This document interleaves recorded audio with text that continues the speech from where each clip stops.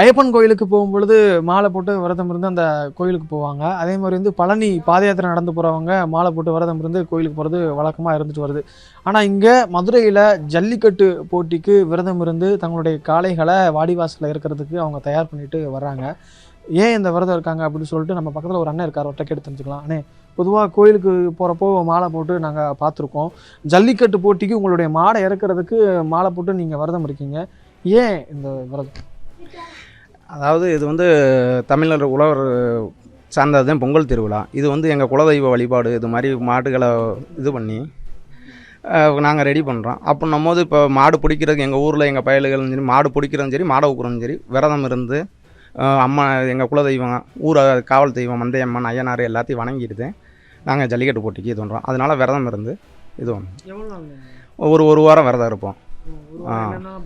மாமிசம் கோயிலுக்கு போகிறதுக்கு எந்த அளவுக்கு நம்ம மாலை போட்டு விரதம் இருக்கோமோ அதே மாதிரி முக்கியத்துவம் கொடுத்து அந்த மாதிரி விரதம் இருக்கும். ஏன்னா எவ்வளோ இது பண்ணுறதுக்கு என்ன காரணம்? மாடு மேலே அவங்களுக்கு இவ்வளோ பாரம்பரியமாக மாடுகளும் எங்கள் குடும்பத்தில் பிள்ளைய மாதிரி தான். அதனால் குடும்பத்தில் ஒருத்தர் அது பண்ணுறோம். அதே மாதிரி எங்களுக்கு இந்த அளவுக்கு பேரும் புகழும் வாங்கி கொடுத்து இந்த காளைகள்னால தான் எங்களுக்கு பேரு புகழ் எல்லாம் ஊருக்கும் பெருமை, அவனியாபுரம்னு. அதே மாதிரி எங்களுக்கு மாட்டுக்காரவங்களுக்கும் உரிமையாளர்களுக்கும் எங்களுக்கு பெருமை தேடி கொடுக்குறது இந்த காலை தானே. அப்போ நம்ம அதை விட எங்களுக்கு வேறு என்ன? இந்த மாலை போட்டு விரதம் வந்து எங்களுடைய மாடுகளில் வாடிவாசல் ஆகுறது எங்களுக்கு ஒரு ஊர் பெருமை, எங்களுக்கும் ஒரு பெருமை. இந்த மாடலை தான் நம்ம இவ்வளோ தூரம் வளர்ந்துருக்கோம் அப்படின்னு சொல்லிட்டு அண்ணன் சொன்னதை நம்மளால் பார்க்க முடிஞ்சிச்சு. அவர் வளர்க்குற மாட்டுடைய பேர் வந்து அன்பு. இந்த மாடு வந்து எப்படின்னா எல்லார்ட்டையும் ரொம்ப அன்பாக இருக்குமா. வாடிவாசலில் மட்டும்தான் அந்த ஆக்ரோஷத்தை காமிக்கும். வாடிவாசல்லேருந்து வெளியே வந்துட்டா எல்லாருக்குமே அன்பாக தான் இருக்குமா. நம்மளே இந்த மாடை தொட முடியுது, ரொம்ப அன்பாகவே இருக்குது. இந்த மாட்டுடைய அண்ணன் இருக்காரு, அவர் வளர்க்குற அண்ணன், அவரோட பையன் தான் இந்த மாடை ஃபுல்லாக பராமரிச்சுட்டு வளர்த்துட்டு வர்றாங்க. அவங்ககிட்ட பேசலாம். தம்பி, இந்த மாடு உங்களுக்கு எவ்வளோ பிடிக்கும்? இந்த மாடு எப்படி நீங்கள் இது பண்ணுறீங்க? என்னெல்லாம் பண்ணுறீங்க நீங்கள்? நல்லா பார்த்துக்குருவோம். ஜல்லிக்கட்டுனா தூசி வச்சு ரெடி பண்ணிடுவோம். எத்தனை இங்கெல்லாம் விளையாண்டுருக்கீங்க மாடு?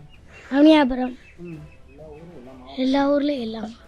எப்படி ஸ்பெஷல்? ஏன் இவ்வளோ உங்களுக்கு மாடு பிடிக்குமா உங்களுக்கு? ஏன்? எங்கள் ஐயா காலத்துலேருந்து எங்கள் அப்பா காலத்து எல்லாம். சரி, நீங்கள் கூப்பிட்டா மாடு கேட்குமா? வருமா? கூப்பிடுங்க. வா வா வா அன்பு.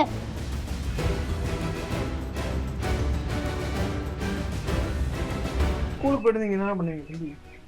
ஸ்கூலுக்கு போயிட்டு வந்து படிப்புலேயே இருப்போம், மாடுலேயே. ஏன் மாடு அவ்வளோ பிடிக்குமா உங்களுக்கு? எதனால் பிடிக்குது மாடு உங்களுக்கு? அப்படி சும்மா சொல்லுங்க. ஏன் மாடு அவ்வளோ பிடிக்குது உங்களுக்கு? சின்ன பிள்ளையிலே அப்படி இருந்துட்டு. மாடு எல்லா பேச்சுமே கேட்கும் நீங்கள் சொல்கிறது எல்லாமே. நீங்கள் தான் முழுக்க வளர்க்குறீங்களா? நானும் அப்பா, ஐயா, அம்மா, அக்கா. சரி, இந்த வருஷம் எந்த வாடிவாசல் இறக்க போறீங்க? அவனியாரம், பாலமேடு, இதெல்லாம். ஜெயிக்கிற நம்பிக்கை இருக்கு. எப்படி விளையாடும் உங்க மாடு? எப்படி விளையாடும் களத்துல? தவி பேர் ஒரு அடிக்கு மேலே தான் தவி அப்படியே போயிடும். என்னென்ன பிரைஸ் எல்லாம் வாங்கிருக்கீங்க? ஃப்ரிட்ஜு, வாஷிங் மிஷின், இதெல்லாம், சைக்கிள், இதெல்லாம் வாங்கி. ஜெயிக்கிற நம்பிக்கை இருக்குமா? நம்பிக்கை இருக்கா? ஜெயிச்சிருமா? பேரு தயாநிதி.